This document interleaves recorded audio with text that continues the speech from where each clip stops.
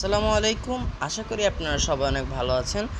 আজকের এই ক্লাসটা কিন্তু অন্যান্য ক্লাসের চেয়ে ডিফারেন্ট। আগে বলে রাখি, আজকের ক্লাসটা হচ্ছে ফ্রি ক্লাস। হ্যাঁ, আজকের ক্লাসটা হচ্ছে অবশ্যই একটা ফ্রি ক্লাস, যেটা হচ্ছে আমরা অনেক দিন আগে প্রতিশ্রুতি দিয়েছিলাম যে হচ্ছে ভিডিওর মাধ্যমে আমরা ক্যাডেট কলেজ ভর্তি পরীক্ষার প্রস্তুতির একটা সিরিজ চালু করব। আর সেটার আজকের ফার্স্ট ভিডিওর শুরুতে আমি আমার পরিচয় দিয়ে নিচ্ছি। ফ্রি ক্লাসের প্রত্যেকটার ভিডিওতে তোমরা আমাকে পাবে। আমার নাম হচ্ছে রাকিন জামান।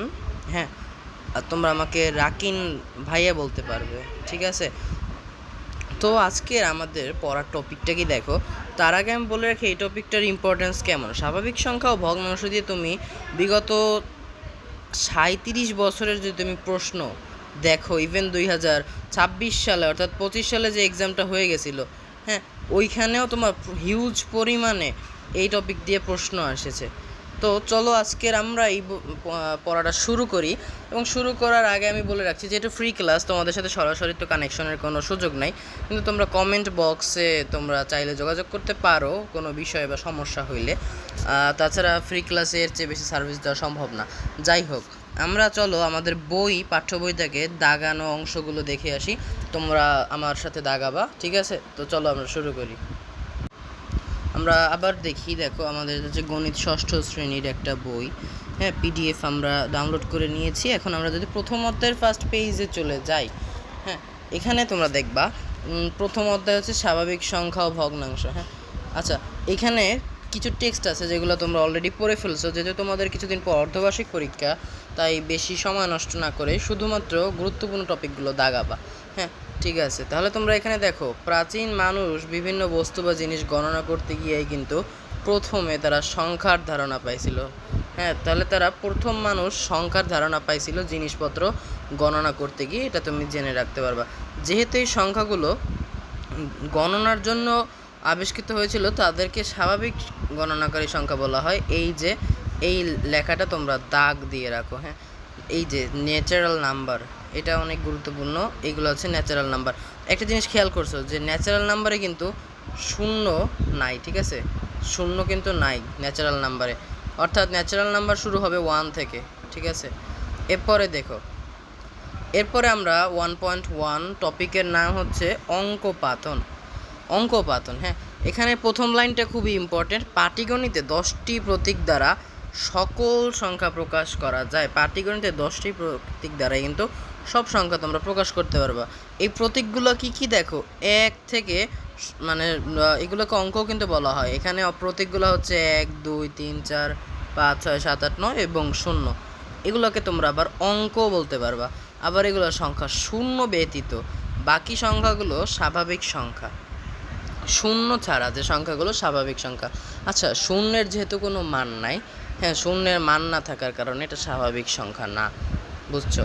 অন্যান্য সংখ্যাগুলোর ভ্যালিড একটা মান আছে, তাই এটা ওগুলো হচ্ছে স্বাভাবিক সংখ্যা। তাহলে শূন্য ব্যতীত বাকি সংখ্যাগুলোকে আমরা স্বাভাবিক সংখ্যা বলবো। এদের মাঝখানে প্রথম 9টিকে সার্থক অঙ্ক বলে।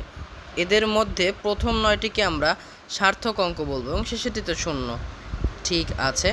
তাহলে 9 অপেক্ষা বড় সব সংখ্যাই, হ্যাঁ, 2 বা ততোধিক অঙ্ক পাশাপাশি বসিয়ে লেখা হয়। সেটা তো আমরা মোটামুটি সবাই জানি যে 9 অপেক্ষা বড়। মনে করো আমি লিখলাম হচ্ছে 12, তাহলে এটা 2টা অঙ্ক লাগলো। একটা হচ্ছে 1, একটা হচ্ছে 2, 2টা অঙ্ক লাগবেই। অঙ্কপাতনে 10টা প্রতীক ব্যবহার করা হয়। অর্থাৎ অঙ্কপাতনে আমি একটু জুম করে দেখাচ্ছি, অঙ্কপাতনে তুমি 10টা প্রতীকই ব্যবহার করবা। তাহলে এবার কি তুমি আমাকে বলতে পারো যে সব ধরনের অঙ্কপাতনে 10টা প্রতীক ব্যবহার করা হয়, নাকি শুধুমাত্র কোনো বিশেষ অঙ্কপাতনে 10টা প্রতীক ব্যবহার করা হয়? আচ্ছা, এটার উত্তর বুঝতে হলে তোমাকে বুঝতে হবে আমরা বর্তমানে কোন পদ্ধতিতে সংখ্যাপাতন করি। আমরা সাধারণত যে পদ্ধতিতে সংখ্যাপাতন করি সেটার নাম হচ্ছে দশমিক। হ্যাঁ, আমরা দশমিক রীতিতে সংখ্যাপাতন করে থাকি। তো এই যে অঙ্কপাতন বা সংখ্যাপাতন, এটা কিন্তু আমরা দশমিক রীতিতে করি। এইটাকে বলা হয় দশমিক বা 10 গুণোত্তর রীতি। এই দশমিক রীতিতে একটা স্পেশালিটি আছে যে প্রত্যেকটা অঙ্ক এর ডান সাইডের অঙ্কের 10 গুণ। হ্যাঁ, এখানে কথাটা এইভাবে লিখছে যে 10টা স্বকীয় মান আর ডান দিকের আমরা একটু অন্য দিকে যাই, হ্যাঁ, দ্বিতীয় পৃষ্ঠায় চলে যাই। দ্বিতীয় অঙ্ক এর স্বকীয় মানে 10 গুণ প্রকাশ করে। এগুলো হচ্ছে অনেক বেসিক কথাবার্তা, কিন্তু এগুলোর অনেক গুরুত্বপূর্ণ একটা বিষয়, এগুলো এমসিকিউতে বারবার আসে, হ্যাঁ। এরপরে যদি আমরা দেখি কোনো সংখ্যায় ব্যবহৃত অঙ্কগুলোর মান তার কিসের উপর নির্ভর করে। আচ্ছা, এই প্রশ্নটা তোমার মনে থাকতে পারে, তাহলে এটার উত্তর কিন্তু তোমার বইয়ে আছে। দেখো, দাঁড়াও আমি দেখাচ্ছি, তোমার বই এটা দেওয়া আছে। কোনো সংখ্যা ব্যবহৃত অঙ্কগুলোর মান কিন্তু তার অবস্থানের উপর নির্ভর করে। মনে করো, এটা বুঝাই তোমাকে। এটা হচ্ছে 12 আর এটা হচ্ছে 21। হ্যাঁ, এইখানে দেখবা যে এই যে এখন আমরা এটার সংখ্যা নিই, মনে করো 2, হ্যাঁ, অঙ্ক এটা বা সংখ্যা, এই 2-এর এখানে স্থানীয় মান হচ্ছে 2, কিন্তু এইখানে 2-এর স্থানীয় মান দাঁড়ায় হচ্ছে 20। একই অঙ্ক দুইটা ভিন্ন সংখ্যায় তার মান পরিবর্তন হলো কেন? শুধুমাত্র তার এই যে অবস্থানের কারণে, ঠিক আছে, তার অবস্থানের কারণে এই মানগুলো হইছে। আচ্ছা, এরপরে আমরা দেখি দেশীয় সংখ্যা পঠন রীতি। আমাদের বাংলাদেশে বা আমাদের নিজস্ব যে একটা সংখ্যা পঠন রীতি, এখানে তোমরা সরাসরি যে গুরুত্বপূর্ণ জিনিস সেটা হচ্ছে এই চার্টটা, হ্যাঁ। এই চার্টে তুমি দেখবা একক, দশক, শতক, হাজার, অযুত, লক্ষ, নিযুত, কোটি এগুলো আছে। এইগুলো হচ্ছে মোটামুটি 8 ধরনের পরিমাপক। এছাড়াও আরও অনেক আছে, সেগুলা না দেখলে সমস্যা নাই, আই হোপ। ঠিক আছে, এই উদাহরণটা এবার আমরা দেখব। 3 নম্বর পৃষ্ঠায় দেখব এই যে লাইনটা, নিযুত আর লক্ষর ঘর মিলিয়ে যত লক্ষ হয় তত লক্ষ হিসেবে পড়া হয়। মানে হচ্ছে তুমি দেখো, তোমার মনে করো লক্ষের ঘরে হাইয়েস্ট কয়টা ডিজিট থাকতে পারে ভাইয়া? তোমার 2টা থাকতে পারে। এই 2টাকে তুমি নিযুত পড়বা না লক্ষ পড়বা? 2টাকে একসাথে মিলিয়ে তুমি লক্ষ পড়বা, ঠিক আছে। আবার কোটির ঘরের বাম দিকে সব ঘরের অঙ্কগুলো কোটির ঘরের সাথে মিলিয়ে যত কোটি হবে আমরা কিন্তু তত কোটি পড়বো, হ্যাঁ। এরপরে আচ্ছা, আমরা সংখ্যা যত বড় হবে তাহলে আমাদের তো চিনতে কষ্ট হয়ে যেতে পারে যে এত বড় সংখ্যা হইলে আমরা মনে করো এই যে একটা সংখ্যা, হ্যাঁ, এই সংখ্যাটায় তুমি একক, দশক, শতক এগুলো বুঝতে পারবা। প্রথম 3টা হচ্ছে একক, দশক, শতক। কিন্তু তোমাকে আমি যদি বলি নিযুতের ঘরটা বের করে দাও, তাহলে তোমার কিছুটা সময় লাগবে। এইরকম বড় বড় সংখ্যাগুলোকে পড়ার জন্য আমরা যদি একটা সহজ পদ্ধতি বের করি যাতে আমরা যে কোনো ঘরের অঙ্ক সহজে বের করতে পারি, সেটা কি ভালো হতো না? অবশ্যই। আর এই জন্য আছে হচ্ছে তোমার কমা। 4 বা ততোধিক অঙ্কে লিখিত সংখ্যা মনে করো সহজে এবং শুদ্ধভাবে পড়ার জন্য আমরা কি ব্যবহার করব? দেখো, এখানে লেখা আছে কমা ব্যবহার করব, ঠিক আছে। দেশীয় রীতিতে সাধারণত আমরা প্রথমে 3 ঘর, তারপরে 2 ঘর, মনে করো প্রথম 3 ঘর দিই, তারপরে 2 ঘর 2 ঘর করে। আর আন্তর্জাতিক পদ্ধতিতে তোমরা জানো 3টা 3টা করে কমা, হ্যাঁ। এরপরে উদাহরণ 2টা দেখবা, এই 2টা গুরুত্বপূর্ণ, এই 2টা তোমরা প্র্যাকটিস করবা বাসায়।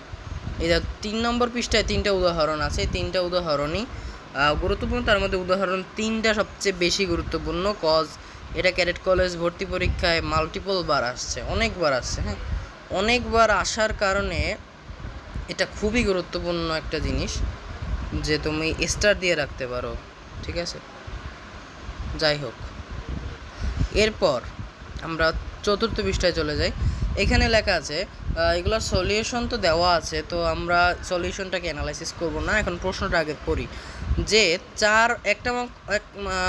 যদি আমি আবার পড়ি, দেখো, ঠিক আছে, একই অঙ্ক মাত্র একবার ব্যবহার করে এই যে অঙ্কগুলো দ্বারা 6 অঙ্কের বৃহত্তম ও ক্ষুদ্রতম সংখ্যা গঠন করো। একটা অঙ্ক মাত্র একবার তুমি ব্যবহার করতে পারবা, আর কোন কোন অঙ্ক ব্যবহার করা লাগবে সেটাও তোমাকে দেওয়া আছে। এই যে 8, 7, 0, 5, 3, 4, 6 অঙ্কের বৃহত্তম ও ক্ষুদ্রতম সংখ্যা গঠন করো। মানে এইখানে 6টা অঙ্ক তো দেওয়া আছে, এইগুলা দিয়ে তুমি একটা বৃহত্তম সংখ্যা বানাও আর একটা ক্ষুদ্রতম সংখ্যা বানাও। এমনভাবে সংখ্যাগুলো বানাও যাতে এর চেয়ে বড় কোনো সংখ্যা আর না হয়। এই জন্য সবচেয়ে সোজা উপায় হচ্ছে তুমি এগুলোকে ছোট থেকে বড় ক্রমে এবং বড় থেকে ছোট ক্রমে সাজাই ফেলাও। মানে তুমি যখন বৃহত্তম সংখ্যাটা বের করবা তুমি বড় থেকে ছোটোর দিকে যাও, আর ক্ষুদ্রতম সংখ্যাটা যখন বের করবা ছোট থেকে বড়োর দিকে যাও। কিন্তু ভাইয়া তুমি একটা জিনিস খেয়াল করো, এই যে এইখানে তুমি শূন্যকে তুমি আগে কিভাবে দিবা? যদি বাম সাইডে মনে করো আমি লিখলাম 0, হ্যাঁ, 0 4 মানে তো 4ই, শূন্যের এখানে কোনো দাম নাই, বামে শূন্যের তো কোনো ভ্যালু মিন করে না। তাহলে কি করবা? তাহলে শূন্যকে যে কাজটা করতে পারো, যেহেতু শূন্য বামে থাকলে ওর মান নাই, সংখ্যাটা মানে যে সংখ্যাটা বানাবো তো সেটা শর্ত পূরণ করতে পারে না, শূন্যকে তুমি পরের সংখ্যার বামে দাও, সরি পরের সংখ্যার ডানে দাও। মানে হচ্ছে শূন্যের পরে যে সংখ্যাটা আছে ওইখানে শূন্যের জায়গায় নিয়ে আসো, তাহলে যে সংখ্যাটা বের হয় সেটা হচ্ছে এইরকম। হ্যাঁ, তাহলে এইভাবে তুমি করবা। যদি তোমার বামে শূন্য এসে যায়, মনে করো একটা সংখ্যা দিলাম 0 3 6, এটা তো 36, কিন্তু তোমাকে বানাইতে বলছে মনে করো 3 অঙ্কের, তাহলে তুমি করবা কি করবা দেখো, তুমি 3কে শূন্যের জায়গায় নিয়ে আসবা, শূন্যকে 3-এর জায়গায় নিয়ে যাবা। এটা হচ্ছে সহজ উপায়। হ্যাঁ, এরপরে আন্তর্জাতিক গণনা পদ্ধতি। এখানে তুমি দেখো আন্তর্জাতিক গণনা পদ্ধতিতে প্রত্যেকটা ঘরে কিন্তু 3টা ঘর হবে। হ্যাঁ, 3টা সংখ্যা বসতে পারে। আর এরপরে আমরা দেশীয় ও আন্তর্জাতিক রীতির পারস্পরিক সম্পর্ক। এখানে আমি এটা পড়ালাম না, কারণ হচ্ছে এগুলো তোমরা সবাই জানো, বোঝো, পঞ্চম শ্রেণীতে পড়ে আসছো। শুধু শুধু মনে করো ক্লাসের ডিউরেশন বাড়াইয়া লাভ নাই। হ্যাঁ, তাহলে দেখো এখন 5 নম্বর পৃষ্ঠায় আমরা কি পড়ব সেটা দেখি। দেশীয় ও আন্তর্জাতিক গণনা পদ্ধতির পারস্পরিক সম্পর্ক নিয়ে আমরা পড়ব। এইটা মোস্ট ইম্পর্টেন্ট একটা টপিক, ফার্স্ট কথা বলে দিলাম। হ্যাঁ, প্রথমে তুমি এটা মানে একদম ইম্পর্টেন্ট অনেক বেশি এই টপিকটার। তুমি এখান থেকে কি পড়বা, তুমি দেখো এই যে 2টা বক্স করা জিনিস আছে, হ্যাঁ, এই লক্ষ্য করে এই জিনিসটা তুমি একটু ভালো করে দেখবা, আর হচ্ছে এই বক্সটা পড়বা। তাহলে এটা আমি এখন পড়ি। মিলিয়নের ঘরে সর্বডানে 1-এর স্থানীয় মান 1 মিলিয়ন। এই কথাটা অনেক গুরুত্বপূর্ণ, কিন্তু এই কথাটা কি বুঝো তুমি? মনে করো আমি তোমার লিখলাম 121 মিলিয়ন। হ্যাঁ, এ মিলিয়ন, তাহলে এইখানে এটা হচ্ছে 1 মিলিয়ন, 20 মিলিয়ন, 100 মিলিয়ন, এটা তো সবার ডানে ছিল, তাহলে এটার মান হবে 1 মিলিয়ন। এইটাই বলছে, অর্থাৎ 1 মিলিয়ন যেটা আছে ওইটার মান হচ্ছে গিয়ে 10 লক্ষ। 1 মিলিয়ন ইজ ইকুয়াল টু 10 লক্ষ। আর 1 বিলিয়ন ইজ ইকুয়াল টু 100 কোটি। এটাই এখানে আবার সিদ্ধান্ত আকারে দেওয়া আছে। আন্তর্জাতিক পদ্ধতিতে কমার বিষয়টা সবচেয়ে বেশি গুরুত্বপূর্ণ। তোমরা 3 ঘর পর পর কমা বসাইতে পারবা, এইটা অনেক সোজা। হ্যাঁ, এটা মনে হয় না করাই দেওয়া লাগবে আবার নতুন করে। কিন্তু উদাহরণ 6টা এবার আমরা দেখব। উদাহরণ 6তে বলা হয়েছে কি 5 মিলিয়নে কত লক্ষ। তাহলে দেখো আমরা জানি 1 মিলিয়নে 10 লক্ষ, তাহলে 5 মিলিয়নে কত লক্ষ সেটা বের করতে আমরা গুণ করব। আবার 500 কোটিতে কত বিলিয়ন। হ্যাঁ, 100 কোটিতে যদি 1 বিলিয়ন হয়, 500 কোটিতে হবে 5 বিলিয়ন। আচ্ছা, এই হচ্ছে আমাদের বইয়ের যে দাগানোর অংশ। এটাকে আমি আবার পিডিএফ যেটা আছে দাগানো বই, ওটা দিয়ে দেবো নি ডিসক্রিপশন বক্সে, সমস্যা নেই, দিয়ে দেব, তোমরা পেয়ে যাবে। আচ্ছা, এবার আমরা কিছু কোশ্চেন সলভ করি, চলো। আচ্ছা, ফার্স্ট হোম পেজে এখন চলে আসি। টাইপ 1 আমরা দেখবো আজকের, আমরা একটা টাইপ দেখবো শুধুমাত্র, সেটা হচ্ছে এক কথায় উত্তর। হ্যাঁ, টাইপ 1, চলো আমরা দেখি। প্রথম প্রশ্ন, অঙ্ক কয়টি? তো আমরা ওই যে দাগানো বইয়ে যেটা পড়ছিলাম, দেখো অঙ্ক কয়টি, সেটা কিন্তু হচ্ছিল 10টি। হ্যাঁ, এরপরে দেখো সার্থক অঙ্ক কয়টি? সার্থক অঙ্ক বলতে আমি যেটা বলছি শূন্যবাদে যেগুলো অঙ্ক আছে ওগুলার ভ্যালু আছে, সো ওইগুলো হচ্ছে সার্থক অঙ্ক। তাহলে সার্থক অঙ্ক কয়টি হবে ভাইয়া? তাহলে সেটা হবে 9টি। সহকারী অঙ্ক কয়টি? আচ্ছা, সহকারী মানে কি? কোনো যে বস ওরে হেল্প করে ওর সহকারী। তো আমরা জানি যে পাটিগণিতে বস নাম্বার হচ্ছে 9টা। হ্যাঁ, তাহলে সহকারী হচ্ছে যে ওকে হেল্প করে। কে হেল্প করে? সেটা হচ্ছে অবশ্যই শূন্যই তোকে হেল্প করে। হ্যাঁ, তাহলে এটা হবে একটা, আর এটা হচ্ছে 0। এবার দশমিক সংখ্যা পদ্ধতি কাকে বলে? 10 ভিত্তিক সংখ্যা অঙ্কপাতনের রীতিকে আমরা দশমিক রীতি বলি। মানে হচ্ছে একটার মান তার ডান দিকের অঙ্কের তুলনায় 10 গুণ হবে। একটা অঙ্কের এক অঙ্কের বৃহত্তম অঙ্ক কতটির সংখ্যা হবে? ওরা ভুল লিখছে। হ্যাঁ, সরি, এখানে প্রথম ক্লাসে ভুল লিখেছে ওরা, সমস্যা নেই, আই হোপ এরপরে আর হবে না। হ্যাঁ, এটা হচ্ছে 9 হবে। হ্যাঁ, 9 যেটাকে বলো, এই যে 9। হ্যাঁ, অঙ্কটি তার কি ধরনের মান প্রকাশ করে? সর্বজনীন অঙ্কটি তার প্রকৃত মান প্রকাশ করে। 1 মিলিয়ন সমান কত লক্ষ? আমি বলছিলাম এটা বারবার আসে, এটা হবে 10 লক্ষ। এবং 1 বিলিয়ন সমান কত কোটি? এটা হবে 100 কোটি। হ্যাঁ, এই দেখো এইখান থেকে এরকম প্রশ্ন, এই টাইপের প্রশ্ন আসতে পারে। এছাড়াও তোমার কাছে যদি কোনো গাইড থাকে তুমি সেগুলো প্র্যাকটিস করতে পারো, সমস্যা নাই। সামনের ক্লাসে আমরা এখান থেকে গাইড থেকে প্রশ্ন এনে প্র্যাকটিস শুরু করব, সেটা পার্ট 2 এ পেয়ে যাবে ইনশাল্লাহ। আই হোপ ফ্রি ক্লাসটা খারাপ হয় নাই, মাঝখানে একটু টেকনিক্যাল প্রবলেম এবং টাইপিং মিস্টেক এগুলো আর থাকবে না ইনশাল্লাহ। ইনশাল্লাহ ওগুলোকে রিমুভ করার চেষ্টা করা হবে। তোমার ক্যাডেট কলেজের যে জার্নিটা এটা শুভ হোক। তোমরা ভালো থাকো সবাই। আজকের মতো বাই বাই, আসসালামু আলাইকুম।